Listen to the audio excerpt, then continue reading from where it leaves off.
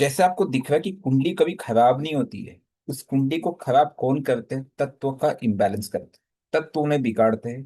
तो समस्या कुंडली में नहीं होती, समस्या उन तत्वों में है जिन तत्वों से यह शरीर बना हुआ है, जिन पंच तत्वों से हमारा जीवन है, और जिन पंच तत्वों पे ये पूरा धरती आधारित है। अब असली सवाल है कि तत्व संतुलित है या नहीं। अगर आपका पहला भाव बिगड़ता है तो आपका शरीर बिगड़ता है, पूरा जीवन बिगड़ता है, आपके हेल्थ की समस्या आती है। दूसरा भाव बिगड़ता है, धन की समस्या आती है। छठा भाव बिगड़ा तो कहीं ना कहीं आपको शत्रु और शारीरिक रूप से रोग उत्पन्न हो जाता है। सातवां बिगड़ा तो रिश्तों में खटास। 10वां बिगड़ा तो कहाँ पे? करियर। तो ये सब ग्रहों का खेल नहीं है, ये तत्वों की लड़ाई है। और इस लड़ाई को अगर जीतना है तो आपको हम तत्व को समझना होगा। जैसे कि हमने स्टार्टिंग में ही देखा था कि आपका कौन सा तत्व असंतुलित है। अगर अग्नि ज्यादा है तो गुस्सा, अगर जल असंतुलित है तो भावनाओं का उबाल, वायु असंतुलित है तो कहीं ना कहीं आपके जीवन में उतार चढ़ाव होगा with respect to movement, right. और उसमें टॉक्सिन्स भी आ सकते हैं। और अगर पृथ्वी तत्व असंतुलित है तो कहीं ना कहीं आपके पास बैलेंस नहीं है।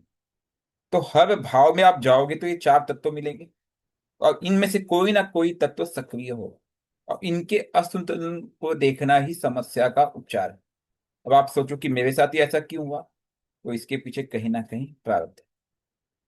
अब इसको हम थोड़ा सा और डिटेल में देखेंगे, एक एक करके। हमने दो भाव देख लिए, हमने कल रूल देख लिया कि भाई हाउस, पहला रूल है कि हम उसके एरिया को देखेंगे, दूसरा रूल है हम उसके एलिमेंटल नेचर को देखेंगे जिसका तत्व है, और तीसरा रूल है उसके एक्टिवेशन को देखेंगे जो प्लैनेट वहां पे इन्वॉल्व है।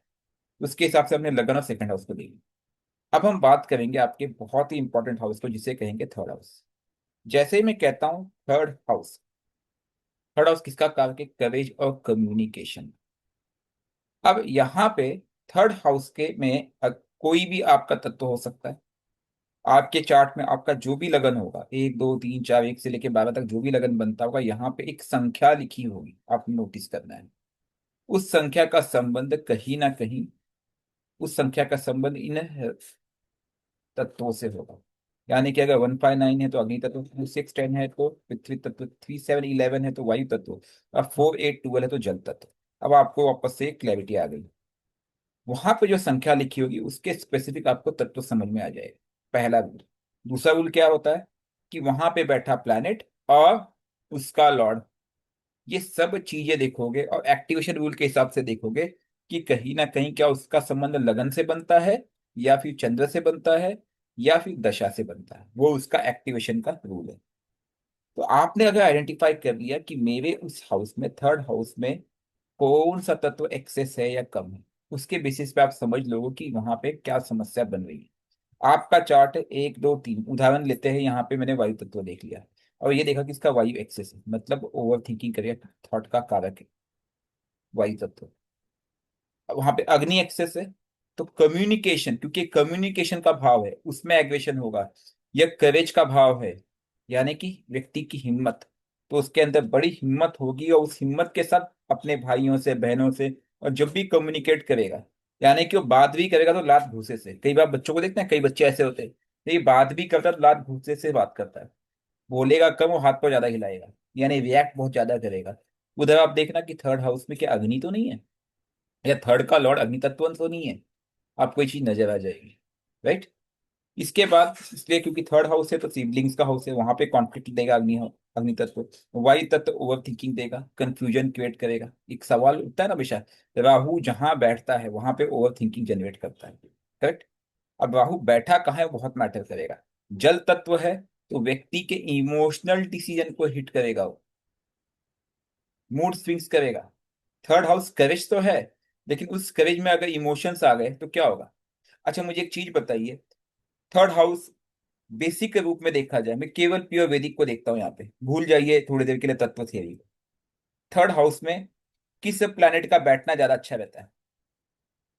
Mars sir. Mangal. Mercury. Excellent answer, excellent answer, Mars. Mangal, Mangal. और मर्क्यूरी भी सेकेंडरी हो सकता है, नो डाउट, कि कम्युनिकेशन भी है। लेकिन मार्स क्यों? क्योंकि वो करेज है। अब वहां पे अगर चंद्र बैठ जाए, जहां पे जहां पे मुझे परशुराम बनना है, जहां पे मुझे परशुराम बनना है, मुझे फरसा उठाना है, वहां पे क्या मैं गौतम बुद्ध को बिठा सकता हूँ? नहीं बिठा सकता। करेक्ट ना? क्योंकि वो हाउस ही है उस काम के लिए, अर्थात संहार करने के लिए, अर्थात क्षत्रिय का हाउस तत्पुर। है। क्षत्रिय का हाउस है ये। किसी भी युद्ध को जब आप देखने की कोशिश करते हो ना, तो उस अभी किसी भी युद्ध की आप देखोगे कि इस युद्ध का नतीजा क्या निकलेगा, उसमें ये हाउस बहुत मैटर करता है। ध्यान रखना। अब यहाँ पे जल तत्व बिल्कुल ही कंफर्टेबल नहीं होगा। ऐसे अगर पृथ्वी तत्व की दिक्कत आएगी तो वहां पे लैक ऑफ इनिशिएशन होगा। अब आप बोलेगे सर इनिशिएशन का कारक तो अग्नि तत्व है, यहाँ पे पृथ्वी तत्व क्यों लैक ऑफ इनिशिएशन होगा? क्योंकि जो करेज है वो करेज का मुख्य हाउस ही है। पृथ्वी तत्व स्टेबिलिटी की बात करेगा, वो उसको करेज करने से आगे ही नहीं बढ़ने देगा, उसे रोकेगा वो। इससे थर्ड हाउस में अक्सर देखा कि अग्नि तत्व बहुत बेटर रहता है। वायु तत्व अगर कंट्रोल्ड है तो अग्नि प्लस वायु उसको बहुत अच्छा एक्सपांशन दे सकता है। ठीक है? तो ये तत्वों के बेसिस पे थर्ड हाउस की खासियत है। अब हम फोर्थ हाउस की बात करते हैं। फोर्थ हाउस क्या है? आपकी माँ है, आपका घर है, आपका इमोशनल फाउंडेशन। अब यहाँ पे अगर आप देखेंगे, अगर यहाँ पे जल तत्व की प्रधानता है तो वह व्यक्ति इमोशनल हो जाएगा। स्पेशली बात बात पे घर पे इमोशनल होगा, घर के ड्रामे चलते रहेंगे, डिप्रेशन साइकिल चलते रहेंगे। स्पेशली अगर वाटर एलिमेंट एक्सेस है तो। अगर लो है तो इमोशनल ड्राइनेस होगा, उसको कुछ फर्क ही नहीं पड़ता है घर में क्या चल रहा है। ऐसे भी आपने फैमिलीज देखे होंगे घर में सब लोग कलेश में है, दिक्कत में है, परेशान है, तकलीफ में है, लेकिन उसको कोई फर्क ही नहीं पड़ता क्योंकि उसके अंदर इमोशंस ही नहीं है। That is low of water element.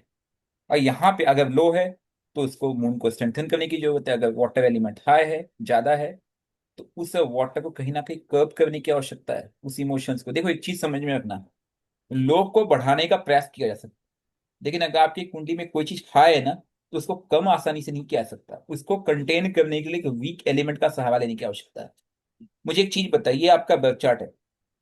अब आपके चार्ट में मान लेते हैं अग्नि अत्यधिक है, क्या आप उस अग्नि को दबा सकते? नहीं दबा सकते। क्यों नहीं दबा सकते हो? अग्नि अत्यधिक क्यों है? लगन में, एक नंबर का लगन है, लगन में सूर्य और आपका मंगल बैठे हुए हैं। लगन अग्नि तेज। अब मैं बताओ, क्या इस अग्नि को आप कंट्रोल कर सकते हो?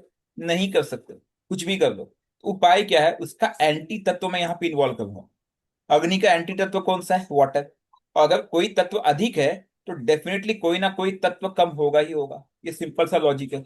क्योंकि हमें कुंडली बैलेंस फॉर्म में मिली। जैसे पृथ्वी पे पंच तत्वों का बैलेंस है, वैसे ही हमारे शरीर में भी इन पंच तत्वों का बैलेंस है। तो अब मैं कहता हूं, अगर वाटर तत्व फोर्थ हाउस में अधिक है, एक लगन नंबर की लगन की कुंडली है, 4 नंबर कर्क राशि फोर्थ हाउस से बनता है फॉर एग्जाम्पल। अब यहाँ पे जल की प्रधानता आने की वजह से व्यक्ति कहीं ना कहीं बहुत ही ज्यादा इमोशनल है, डिप्रेशन में है।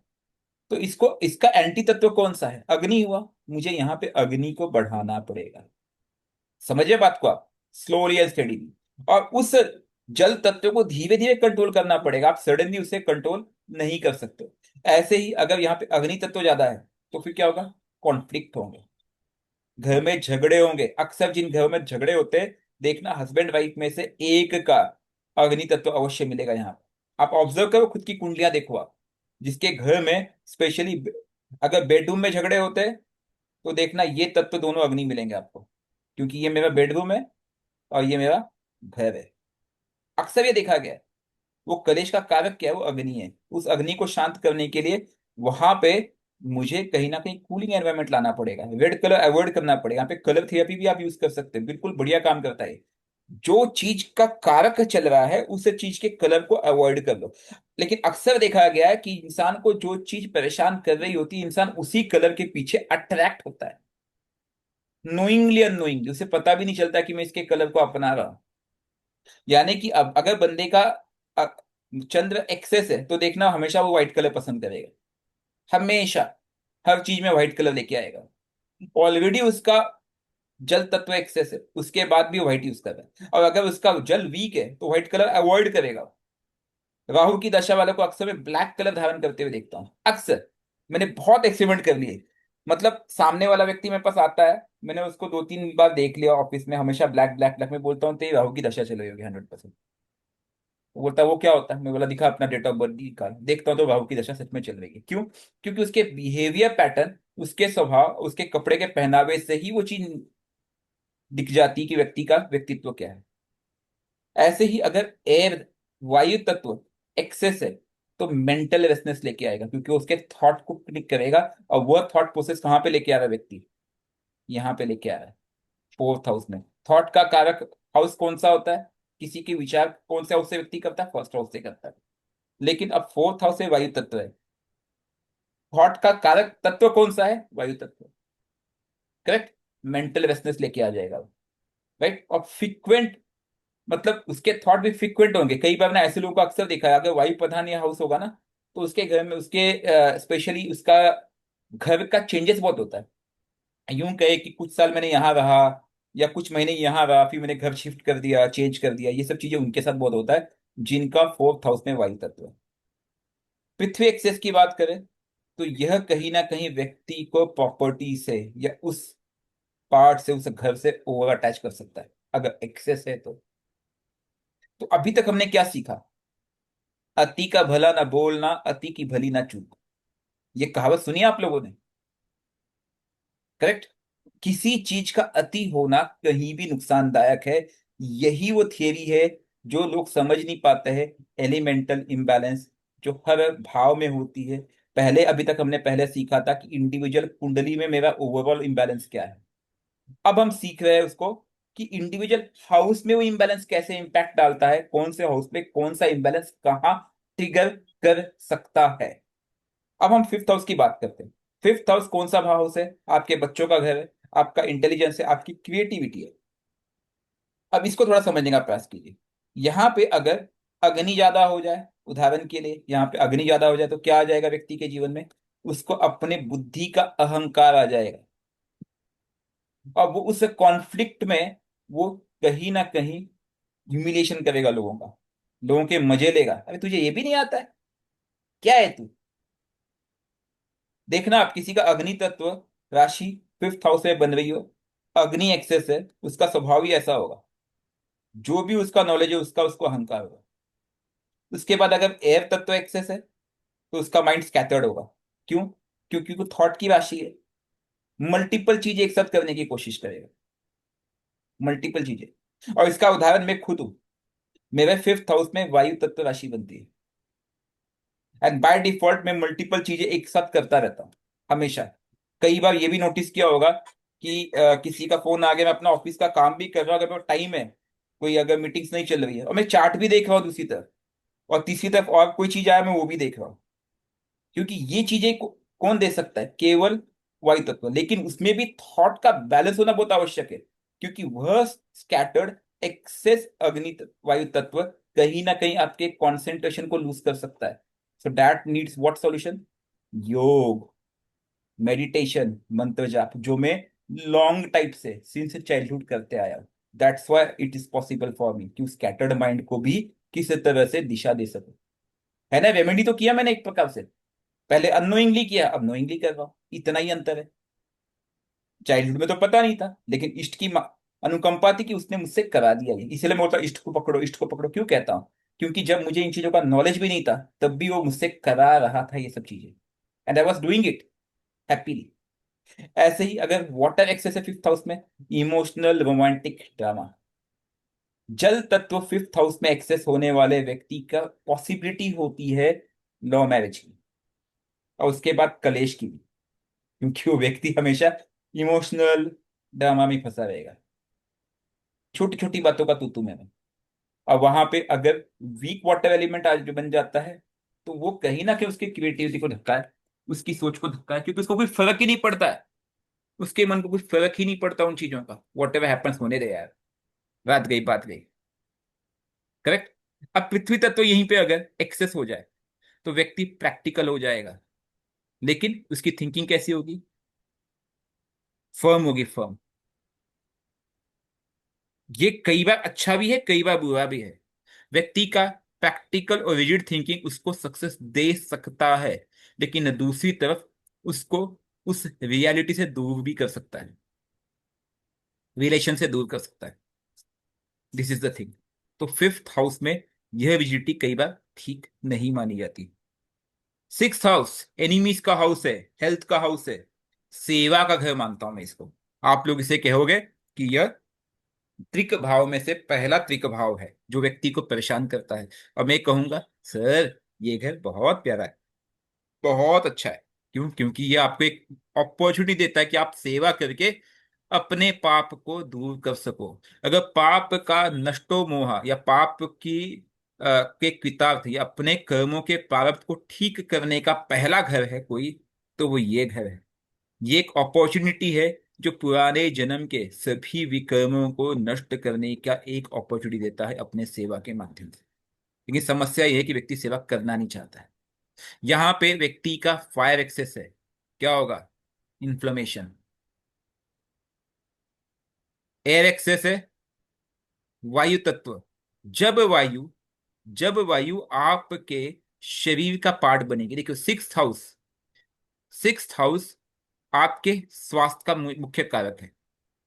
अच्छा, कोई मुझे बताएगा कि 6 नंबर राशि किसकी है? वर्गो। मर्क्यूरी। मर्क्यूरी। मर्क्यूरी। तत्व कौन सा है? पृथ्वी। पृथ्वी। पृथ्वी तत्व। बॉडी पृथ्वी। और बॉडी पार्ट कौन सा है? पेट के जस्ट नीचे पार्ट से। Large centre. हाँ जी। पेट कर। Sir kidney. पेट के जस्ट नीचे सर। सर स्टमक, सर पेट है। ठीक है, स्टमक है। स्टमक और का। सर और किडनी। एब्डोमेन। एब्डोमेन। एक मिनट, स्टमक का निचले हिस्सा बिल्कुल सही। और इंटेस्टाइन का स्टार्ट। ठीक है जी। अब आप इस चीज को जब देखोगे आपको एक चीज समझ में आता है कि ये बहुत ही इंपॉर्टेंट पार्ट है। यहाँ पे अगर अर्थ वीक हो जाए तो इम्यूनिटी को इफेक्ट डालेगा, क्योंकि पाचक तत्व आपके पोषक तत्व ले नहीं पाएंगे। पृथ्वी एक्सिस हो जाए तो क्या होगा? आप सिर्फ खाए जा रहे हो, ये कहीं ना कहीं क्रोनिक स्लो डिसीज देगा। स्पेशली उन लोगों के लिए जिनको डायबिटीज, हाइपरटेंशन, ये सब बहुत सारे जो रोग होते हैं ना, उसमें अग्नि तत्व, जल तत्व का अपना एक रोल है, लेकिन पृथ्वी तत्व का भी वहां पे एक माइनर रोल प्ले करता है। क्योंकि वो स्लो रूप में पॉइजनिंग करते जाएगा उस पार्ट से जहां से ऐसे डिसीज जनरेट करेगा। इनफैक्ट थायराइड, प्लीज म्यूट हो जाइए। In fact thyroid, Anil ji mute हो जाइए। आप लोग ध्यान दिया कीजिए, आपका बैकग्राउंड साउंड होता है। ओके। तो ये चीजें होती है, ये अक्सर ध्यान रखना। तो किसी भी चीज का एक्सेस सिक्स हाउस में ठीक नहीं है, और किसी चीज की डेफिशिएंसी ठीक नहीं है। यूजुअली डेफिशिएंसी में क्या होता है, अगर सिक्स हाउस में किसी चीज की डेफिशिएंसी होती है स्पेशली, तो उसका रोल कौन प्ले करता है? जो ट्रांजिट वाला प्लैनेट है। ओके। ट्रांजिट वाला प्लैनेट वहां पे एक एनर्जी देगा लेगा। उदाहरण के लिए आप एक हाउस में सभी तत्वों को बिठा नहीं सकते हो। करेक्ट? अगर मैं स्पेसिफिक किसी भी हाउस की भी बात करता हूं, वहां पे एक तत्व एक्सेस होगा, एक तत्व डेफिशिएंट होगा, कोई दिक्कत नहीं है उसमें। बाकी का रोल कौन प्ले करता है पता है? ट्रांजिट। जो प्लैनेट वहां पे मूव करता रहेगा, हमारे नौ ग्रह आपकी कुंडली के, वो जब कभी यहाँ पे ट्रांजिट करेंगे वो अपना एक रोल प्ले करेंगे। Keep that in mind. वो उसको एक एनर्जी देंगे। अब वो एनर्जी डिपेंड करती कि जो एनर्जी वो ट्रांजिट में पीछे से लेके आए थे और आपके कर्मों द्वारा लेके आए थे। अल्टीमेटली हर प्लैनेट की ऊर्जा हमारे कर्म डिसाइड करते हैं। यही एक्चुअल ज्योतिष है जो हम लोग भटक गए और आज भी उन्हीं ग्रहों में खोजते बैठते हैं कि मेरा भविष्य क्या होगा, मेरा भविष्य क्या होगा। आपका भविष्य आपके हाथों में है, लेकिन आपके हाथों की उन लकीरों में है, लेकिन उन लकीरों भी बदल सकती है आपके उन हाथों के कर्म से। कर्म तो करो। सिक्स्थ हाउस सेवा का घर मैंने बताया। यहां पे अगर व्यक्ति एफर्ट से लेता है, कहीं ना कहीं सेवा करता है, किसकी? अपने शरीर की। कैसे? एक्सरसाइज करके। क्या होगा? पहला सेवा तो आपको आपके शरीर की करनी है। क्या होगा? ये सभी प्रॉब्लम नहीं आएंगे। फायर एक्सेस है तो इन्फ्लेमेशन दूर हो जाएगा। कूलिंग हैबिट लाना पड़ेगा। आप एक्सरसाइज करके स्नान करो, एक्सरसाइज करके स्नान करो, मतलब टॉक्सिन्स निकाल रहे हो थ्रू स्वेटिंग। और उसके बाद आप उसको नया जल तत्व से उसको कूल डाउन कर रहे हो। एयर एक्सेस है, फ्रेश एयर। ठीक है। उसको भी आप ऑयल मसाज, ग्राउंडिंग, ट्रैवलिंग, उन सब से आप निकाल सकते हो। ये नर्वस डिसऑर्डर का कारक बन सकता है। नर्वस डिसऑर्डर में सबसे इंपॉर्टेंट प्लैनेट होता है मर्क्यूरी, ध्यान रखना। और दूसरा है वायु तत्व। बाय नेचुरल कालपुरुष कुंडली सिक्स हाउस इज मर्क्यूरी। और उसमें जब भी वायु की इन्वॉल्वमेंट हो जाए तो नर्व्स की प्रॉब्लम आती है, और उसमें भी कौन सा वायु? राहु का वायु स्पेशली। और ठंडा वायु शनि का भी कई बार इसका कारक बन जाता है। इसलिए हमने क्या बोला? Oil massage and grounding. Earth weak होगा तो लो इम्यूनिटी आएगी, यह बहुत इंपॉर्टेंट चीज है। ओके, इसी के लिए फिजिकल की बात की। अर्थ एक्सेस होगा तो क्रॉनिक, और सबसे इंपॉर्टेंट वाटर एक्सेस होगा तो इमोशनल स्ट्रेस आना ही आना है। और इन सब का बैलेंस डिपेंड करेगा कि उनका तत्व दूसरा कहाँ बैठा हुआ है। अगर वो देखिए, सबसे बड़ी बात समझिए, एक प्रॉब्लम समझिए आप लोग। मैं सिक्स हाउस पे इतना जोर क्यों दे रहा हूं? आपका कोई तत्व यहाँ पे नहीं है, मान लिया वीक है। उदाहरण के लिए आपका अर्थ एलिमेंट वीक है, लेकिन वो वीक कब कहलाएगा पता है? जब इसका लॉर्ड, या जब अर्थ एलिमेंट का मेन कारक प्लैनेट मर्क्यूरी कहीं जाके पिट गया होगा, वो अष्टम में बैठा है राहु के साथ। अब दिक्कत क्या बनी कि जो पृथ्वी तत्व का कारक प्लैनेट है वो यहाँ पे परेशान है। ऑलरेडी अर्थ वीक है, ओवरऑल कुंडली में भी अर्थ वीक हो गया, यहाँ पे भी अर्थ वीक हो गया। It could lead to chronic disease. तो मेरी समस्या क्या है? इसलिए मैंने सबसे पहले आपको क्या सिखाया? ओवरऑल कुंडली की एनालिसिस करना ही सिखाया कि ओवरऑल मेरी कुंडली में कौन से तत्व की क्या प्रधानता है। उस बैलेंस को कंट्रोल करने की आवश्यकता पहले है। ये क्या, ये केस स्पेसिफिक है। कोई व्यक्ति मेरे पास आता है, वो मुझे कहता है भाई मेरे बच्चा पढ़ाई में मन नहीं लगता है, मैं बोलूंगा ठीक है, उसका फिफ्थ हाउस देख लो, उसका तत्व बैलेंस देख लेते। उसके लिए पहले मैं ओवरऑल देखूंगा ही देखूंगा। अगर पढ़ाई में बच्चे का मन नहीं लग रहा है तो या तो इनिशिएशन की कमी है, राइट, या तो पृथ्वी तत्व की कमी है। किस तत्व की कमी है वो तो मैं उस चार्ट के बैलेंस ही बता देगा। उसके बाद मैं फाइन ट्यूनिंग कैसे करूंगा फिफ्थ हाउस में? जैसे आप लोग बोलते हैं मैं D9 देखता हूं, मैं D7 देखता हूं, करेक्ट। मैं उसी परिप्रेक्ष्य में एक एक एग्जाम्पल दे रहा हूं आपको। ऐसा नहीं करो कि देखना चाहिए, लेकिन उसी तरीके से मैं इसके फाइन हाउस में जाके देखूंगा अभी कि बॉस अब मैं इसकी तत्व एनालिसिस कर रहा हूँ, वो मुझे क्या डिफाइन कर रहा है, इस बच्चे की क्या प्रॉब्लम। तो मेरे लिए इजी हो जाएगा। सेवेंथ हाउस की बात करते हैं। सेवेंथ हाउस किस चीज के लिए? Marriage and partnerships, correct. यहां पे अगर फायर एक्सेस होगा तो क्या होगा? पावर स्ट्रगल, हस्बैंड वाइफ, मैं बड़ा तू बड़ी, तू बड़ा मैं बड़ी, हो गया कल्याण। यही होता है ना? किसी के घर में होता है ऐसे? एनीवन? यस, होता है। हाँ सर, वैसे तो होता है। मैं सोचा, मैंने एक्सपेक्ट किया था कि कोई नहीं बोलेगा, मुंह नहीं खोलेगा, बोलेगा नहीं सर, हम लोग तो बहुत अच्छे रिलेशन में सब लोग। चलिए, ईमानदार लोग आप लोग। ये मैं बड़ा तू बड़ी कौन लेता है पता? Excess fire. किसी के सेवेंथ हाउस में अगर अग्नि तत्व प्लैनेट बैठा हो, अग्नि तत्व राशि हो, तो उसको थोड़ा समझने की आवश्यकता है, संभलने की आवश्यकता है। जल तत्व एक्सेस हो, इमोशनल फूल, रोना धोना लगा रहेगा। आज मैं गुस्सा हो गई, कल वो गुस्सा हो गए। आज मैंने बात नहीं की, कल उससे बात नहीं किया। ठीक है, होता है ना? उसमें अगर मून इन्वॉल्व हो तो बहुत बढ़िया, साथ में आज मैं खाना नहीं खाऊंगी, मैं उठ गई, मुझे आके मनाओ, नहीं तो मैं खाऊंगी नहीं। ठीक है। वाटर एक्सेस, वायु तत्व एक्सेस होगा, क्या होगा? रिलेशनशिप में इंस्टेबिलिटी आ जाएगी, क्योंकि हम आपके थॉट ही नहीं मिलेंगे। जब विचार ही नहीं मिलेंगे तो हर बात बात पे नोक झोंक होगी। अक्सर देखा गया है। अगर पृथ्वी तत्व एक्सेस तो ट्रस्ट इश्यूज आएंगे, ध्यान रखना। सिक्योरिटी, सिर्फ सिक्योरिटी पर्पज के लिए आपने वो मैरिज किया हुआ है, क्यों? बस पति है मेरा, मेरा पति मेरा देवता नहीं है, मेरा पति मेरा बैंक बैलेंस है। वो मैं, मुझे दुख इस बात का है कि अगर पति नहीं रहा तो मेरा देखभाल कौन करेगा, और पति को दुख चिंता इस बात की है, अगर पत्नी नहीं है तो मुझे खाना बना के कौन खिलाएगा। ठीक है, जोक्स अपार्ट, बट मैंने इस तरह के रिलेशंस भी देखे हुए हैं। Okay, someone in the known. Eighth house transformation की बात करता है।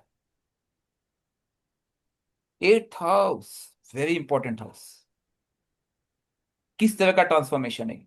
सडन। अब चीज यहाँ पे सडन होती है। एट्थ हाउस जीवन में सडन चेंजेस लाएगा। उस चेंजेस को आप एक्सेप्ट करो, नहीं तो आपको वो सडन जीवन में कलेश ला करके आपको पीटेगा। उस चेंजेस को एक्सेप्ट करना पड़ता, और ये इसके पिटारे में क्या है, ये बड़े बड़े साधु महात्मा नहीं बता पाए ये पिटारे से किसको लेके निकाल के आएगा।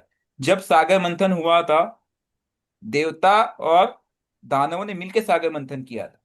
किसी को पता नहीं था कब क्या निकलने वाला है, किसी को नहीं पता था। कि समुद्र की गहराई से अब क्या निकलेगा, अब क्या निकलेगा। जब विष निकला तब भी उन्हें पता नहीं था कि ये क्या निकला है। जब उस हलाहल विष से जब कुछ लोगों की मृत्यु होने लगी तब उनको एहसास, ओह ये तो विष है, अब भागो भोलेनाथ के पास। यह रियलिटी है उस मंथन की, कि आप क्या चीज निकाल रहे हो। और अगर कई बार विष निकल आता है उससे, तो आपको किसको देना है? भोलेनाथ को। यहां पे अगर एयर एक्सेस है तो जीवन में लाइफ को लेकर के थ्रेट है, ध्यान रखना, सडन होगा। इसलिए उस अग्नि को बैलेंस करने की आवश्यकता है। जल एक्सेस है तो इमोशनल चीजें सडन होगी। वायु एक्सेस है तो साइकोलॉजिकल चीजें, क्योंकि थॉट को कनेक्ट करता है। अगर पृथ्वी एक्सेस है तो कहीं ना कहीं ये आपके जीवन में ट्रांसफॉर्म करने की आवश्यकता है। जमीन से जुड़ करके आपको कुछ बड़ा करने की आवश्यकता है। किसके लिए? उस अष्टम के लिए, उस अष्टम की ऊर्जा के लिए, उसको धारण करना है। और अक्सर 8th हाउस के क्लैश देखे गए, और 8th हाउस का क्लैश जिसके भी चार्ट में मिलेगा उसके जीवन में हमेशा एक समस्या बनती। बताओ किससे संबंधित? हाँ, इन लॉज और एंसेस्ट्रल प्रॉपर्टी। कोई भी व्यक्ति आपके पास आता है, एंसेस्ट्रल प्रॉपर्टी का कुछ केस है, कुछ है, उसका एट देखो पहले। इन लॉज से पड़ती नहीं पड़ती, एट देखो आप पहले, आपको मिल जाएगा आंसर। और इस तरह के आपको क्लैशेस नजर आएंगे तत्वों के बीच में। 9th हाउस धर्म की बात करता है। धर्म, लक, यहाँ पे अग्नि तत्व, अग्नि यहाँ पे मेन डायरेक्शन दिखाता है। अगर यहाँ पे अग्नि वीक हो तो व्यक्ति धर्म से कनेक्ट नहीं कर पाएगा। पूजा में तो बैठेगा लेकिन ध्यान कहीं और है, जाप नहीं कर पाएगा, 2 मिनट में निकल जाएगा। उसकी विचारधारा, उसके बिलीव्स कमजोर मिलेंगे आप। राइट। जल तत्व कमजोर है या ज्यादा है? अगर ज्यादा है तो ब्लाइंड फेथ होगा। कुछ लोग होते हैं ना, बस तूने मेरे गुरु को, जैसे कुछ लोग पार्टी को बोलते हैं, तूने बीजेपी को क्यों गलत बोला, तूने कांग्रेस को क्यों गलत बोला, मतलब ना अंधभक्त, तूने आम आदमी पार्टी को क्यों गलत बोला। ऐसे ही यहाँ पे भी कई लोग मिलेंगे, ब्लाइंड फेथ होने वाले लोग। बस हनुमान जी तो हनुमान जी, बाकी कोई नहीं। शिव जी तो शिव जी, बाकी कोई नहीं। ऐसे लोग मिलेंगे आपको। जल एक्सेस होगा तो। और अगर वायु एक्सेस है तो उनकी फिलॉसफी में हमेशा एक मूवमेंट है कि वायु का कोई स्थान नहीं है, उसको डगमगाया जा सकता है अगर उसको पृथ्वी तत्व से कंट्रोल में बांधा ना जाए तो। ध्यान रखना इस बात को। आप एक डाउट क्रिएट करता है। और पृथ्वी एक्सेस है तो उसके बिलीफ में रिजिडिटी होगी, फर्मनेस होगा। 10th हाउस की बात करते हैं। करियर का भाव है। अग्नि स्ट्रांग है तो क्या देगा ये? लीडरशिप। यानी कि जो व्यक्ति किसी भी क्षेत्र में काम करेगा, छोटे से छोटा जॉब होगा, उसमें भी वो एक मुखिया के रूप में काम करेगा, एक लीडर के रूप में काम करेगा, एक नेता के रूप में काम करेगा। ओके। लेकिन अगर अधिक हो जाए तो क्या होगा? उसके एम्बिशंस बर्नआउट हो सकते हैं। यानी कि वो अपने सपनों के तले खुद को दबा देगा, उसके सपने इतने बड़े हैं जिसको ठीक नहीं कर पा रहा। वहीं पे अगर वायु तत्व एक्सेस है तो क्या होगा? करियर में इंस्टेबिलिटी ला सकती है। जल तत्व एक्सेस है तो करियर में इमोशनल डिसीजन लेगा। पृथ्वी तत्व एक्सेस है तो स्लो एंड स्टेडी ग्रोथ। यहाँ पे पृथ्वी तत्व की बहुत बड़ी इंपॉर्टेंस है, कीप दैट इन माइंड। किसी भी चीज का अति यहाँ पे भी ठीक नहीं है, लेकिन हाँ, अगर बैलेंस फॉर्म में है तो उसको बैलेंस करने की आवश्यकता पड़ेगी। देखो ये मैं क्यों बता रहा हूं, अब आपकी समस्या के हिसाब से आपको एक चीज समझ में तो आ गया है कि मेरी कुंडली में किस तत्व की प्रधानता बन गई है। अब उस पे आप अपना काम कीजिए, इसमें से मुझे कौन सी रेमेडी करनी है। जैसे उदाहरण के लिए यहाँ पे फायर एक्सेस है तो उसका उपाय किसके पास है? वाटर के पास। ओके। एयर एक्सेस है तो फ्रिक्वेंट जॉब चेंजेस लाने की कोशिश करेगा, वो बिल्कुल करेगा, उसका काम ही वही है। एयर को कंट्रोल कौन करेगा? पृथ्वी तत्व। राइट। अर्थ एक्सेस है तो स्टेबल ग्रोथ देगा। और फायर वीक है, नो एम्बिशन। अगर फायर तत्व नहीं है तो उसके पास कोई एम्बिशन ही नहीं है, कर्म क्षेत्र में कुछ नहीं करना चाहता हो, तो वहां पे उस अग्नि की ज्वाला को उसको जलानी पड़ेगी। करेक्ट। ऐसे केसेस में ना एक बहुत सुंदर चीज मैं बताता हूँ। आप लोग वो सूर्य को जल देते हो, सब चीजें ठीक है। जैसे आप लोग ना कई बार एक वास्तु के उपाय करते हो कि अपने घर में ना एक घोड़े की चित्र लगा दो, एक राइजिंग सन लगा दो। What is that rising sun? तेरे आपके अग्नि तत्व को बढ़ाने का एक छोटा सा उपाय है। वही राइजिंग सन का चित्र जिसका अग्नि वीक है। आप कुछ मत करो, अपने टेबल के सामने लगा दो या अपने डेस्कटॉप का इमेज डाल दो राइजिंग सन, फिर रिजल्ट देखो। वो भी पहाड़ों के बीच में, पहाड़ों के बीच में पृथ्वी तत्व और बीच में से राइजिंग सन निकल रहा है। उस चित्र का सिग्निफिकेंस समझ में अब आप लोग, that is nothing but earth plus five element. चलिए 11th हाउस की बात करते हैं। 11th हाउस आपके लाभ है, आपके मित्र है। यहाँ पे एक्सेस एयर है, समझ लो उसको दोस्तों से फुर्सत नहीं मिलेगा। जितने बड़े बड़े नेटवर्क प्रचारक मिलेंगे सबका यहाँ पे वही तत्व प्रधानता मिलेगी आपको। इनफैक्ट ये हाउस कालपुरुष के हिसाब से भी किसको मिला है? कुंभ राशि को मिला है, क्योंकि वो चाहता ही कि आपका कनेक्शन फैले दुनिया में। करेक्ट। फायर एक्सेस होगा तो क्या होगा?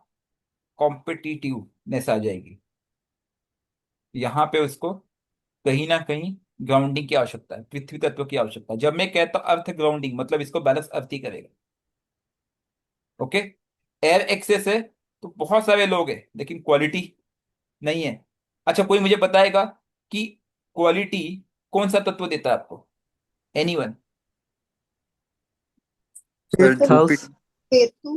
तत्व तत्व मरक्यूरी। तत्व मैंने कहा तत्व। अग्नि पृथ्वी अग्नि। वायु जल। अग्नि। अग्नि। अग्नि।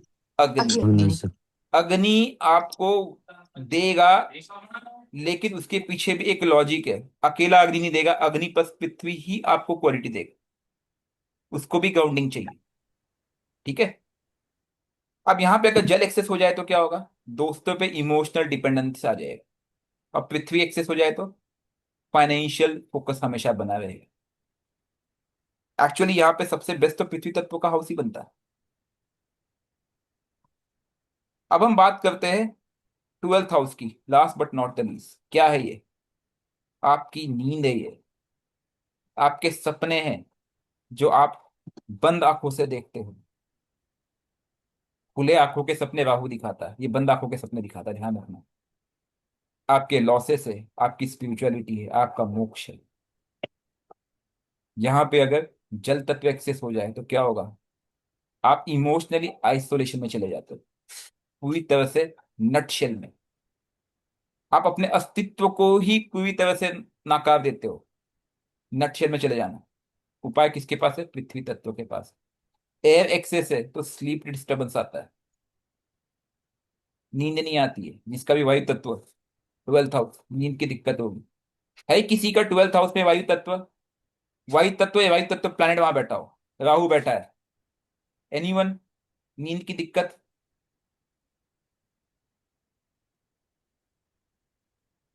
कोई नहीं? मेरा है सर। क्या है? राहु बैठा है 12th हाउस में, राहु बेटा है सर। नींद कैसी आती है? जल्दी नहीं आती सर नींद। नहीं आती ना, क्यों? क्योंकि एयर एक्सेस है। नहीं। ठीक है, वो ऊपर से पॉइजन एयर है। अग्नि तत्व एक्सेस है, व्यक्ति के जो खर्चे हैं वो इम्पल्सिव होंगे, सडन होंगे, पता भी नहीं चलेगा। और पृथ्वी तत्व एक्सेस है, क्या हो जाएगा वो? व्यक्ति डिटैच हो सकता है। और उसमें भी अगर वो तंत्र या फिर भौतिक परंपराओं से जुड़ जाए तो 100% चांसेस है कि डिटैच हो जाए। अभी तक हमने क्या सीखा कि रेमेडी का अब इसे देखो, मैंने आपको एक चीज यहाँ पे सिर्फ बैलेंसिंग टेक्निक बताई। मैंने रेमेडी पे डिटेल डिस्कशन इसलिए नहीं किया क्योंकि आपको इनकी बैलेंसिंग रेमेडीज मैंने ऑलरेडी एक क्लास ले ली है। प्लीज, मैंने वो क्लास फिर से मैं शेयर करूंगा जिसमें मैंने कोई तत्व एक्सेस है तो क्या 15 ऑप्शन है, कोई तत्व वीक है तो क्या 15 ऑप्शन है, वो मैंने आपको कुछ ऑप्शंस दिए हैं। इससे ज्यादा भी रेमेडी जनरेट की जा सकती है, ध्यान रखना। करेक्ट। ये केवल एक आउटलाइन है आपको बताने के लिए कि अगर ये एक्सेस है तो क्या, ये एक्सेस है तो क्या हो रहा है। ये होने के बाद जो उसकी रेमेडी है मैंने वो भी इसलिए यहाँ पे लिख दी है। उसका अपोजिट तत्व को आपको यूज करना है, वो रेमेडी आपको मिल जाएगी। भाई पृथ्वी तत्व है, वाटर एलिमेंट एक्सेस है, ठीक है, उसमें जाके देखो क्या रेमेडी बनती है। उसको आप उससे 12th हाउस से रिलेट कर लो, बस रिजल्ट आपके सामने आ जाएगा। रिजल्ट आपके सामने आ जाएगा, ध्यान रखना। आपको वीक एलिमेंट को स्ट्रेंथन करना है। ठीक है। डोमिनेंट एलिमेंट को आप नीचे नहीं ला सकते हो, जो एक्सेस एलिमेंट है आप उसको नीचे नहीं ला सकते हो। उसको सिर्फ सॉफन करना है। ध्यान रखना, अगर किसी की कुंडली में अग्नि एक्सेस है तो है, आप उसके अग्नि को कम नहीं कर सकते क्योंकि उसके बर्थ चार्ट में मिला हुआ है। ध्यान रखना, वीक को आप स्ट्रेंथन कर सकते हो लेकिन मजबूत को आप नीचे नहीं ला सकते हो। एंटी तत्वों को उधर प्रधानता दोगे तो उसकी मात्रा बढ़ जाएगी। उदाहरण के लिए मैं आपसे एक सवाल पूछता हूं, आपकी कुंडली में 70% जल अग्नि तत्व है और 30% जल तत्व है। अब मुझे बताइए, 70%, 100 में 70 अग्नि है और 30 जल है, तो अग्नि तक परसेंट, अग्नि तत्व कितना परसेंट हुआ? आप बोलोगे सर 70% है। कितना सिंपल है कि 70 + 30 100 हो गया, 70 भागे 100 70% हो गया। अब मैं क्या करूंगा कि यार अग्नि को बाजू रखते मैं इस जल जो 30 है उसको 50 कर देता हूं। यानी मैंने क्या किया, जल तत्व जो कि वीक था उसको मैंने स्ट्रेंथन कर दिया। अब मुझे बताइए, अग्नि 70 ही रहा, जल कितना हो गया? 50 हो गया। 70 + 50 कितना हो गया?